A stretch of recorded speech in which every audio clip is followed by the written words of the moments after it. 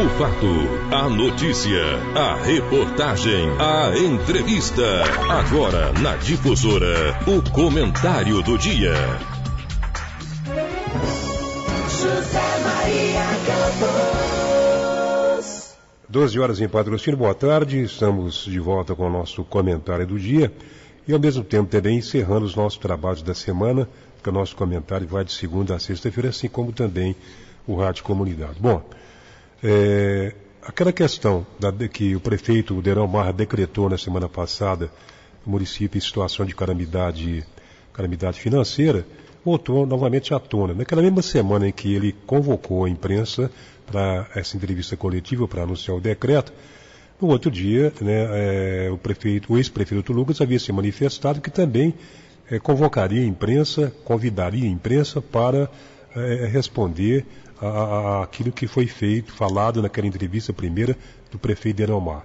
Isso aconteceu ontem.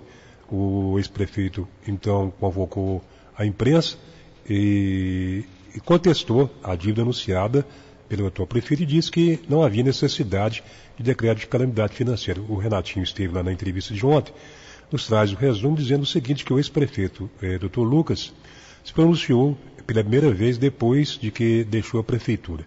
E em entrevista coletiva ontem ele abordou diversos assuntos relacionados às dívidas do município que foram anunciadas pelo prefeito Derão Marra, que decretou no início do seu mandato o estado de calamidade pública financeira, onde informou que uma dívida de 111 milhões de reais estava herdando uma dívida de 111 milhões de reais, que aquilo não era, na realidade, o que foi lhe apresentado durante o período de transição. Bom, um dos primeiros atos de Deró, à frente da prefeitura, foi sustar, dizendo o ex-prefeito, foi sustar vários cheques dados pelo ex-prefeito no último dia de 2016, onde ele alegou ter sido ilegal. E segundo o Dr. Lucas, entre 17 e 19 cheques que totalizaram uma dívida de mais de 400 mil reais, foram usados para pagamentos de uma empresa de medicamentos sediada em Ribeirão Preto, de Mebras, de mais de 200 mil reais, foram para pagamento da GCT, onde a prefeitura tinha uma dívida de mais de 4 meses, e houve uma negociação onde a dívida caiu para pouco mais de 200 mil reais. E os demais foram empresas de patrocínio.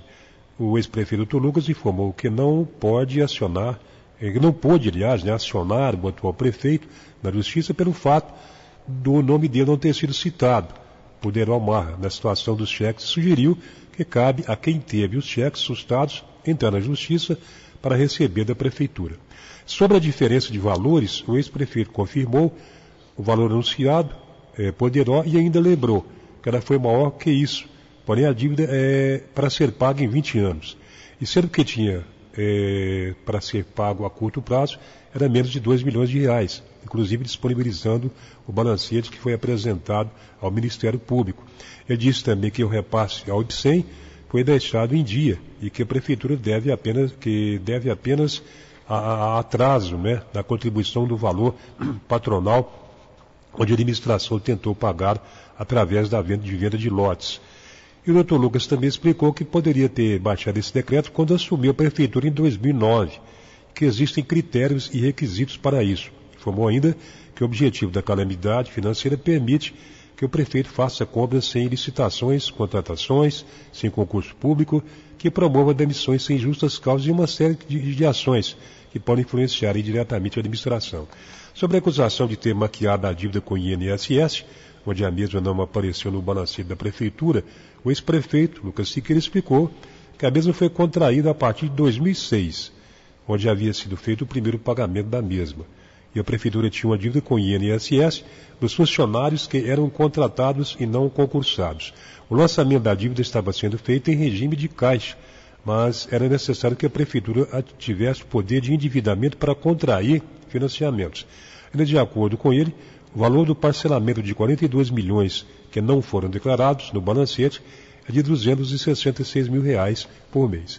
Foi em resumo que disse o Dr. Lucas, depois o Renatinho estará produzindo e evidenciando a entrevista nos nossos programas, e o prefeito Derão Marra convocou hoje pela manhã, às 9h30, novamente a imprensa, para falar sobre o que foi anunciado, o que foi falado ontem, para responder o que foi falado ontem pelo ex-prefeito. Relatino traz o resumo dizendo o seguinte, que o prefeito repetiu tudo o que ele tinha dito, né, com relação ao dia que ele decretou a calamidade pública e com a dívida de 111 milhões de reais deixada pelo ex-prefeito. E que houve fraude contábil, foi o que o prefeito Aeromar falou hoje pela manhã em imprensa.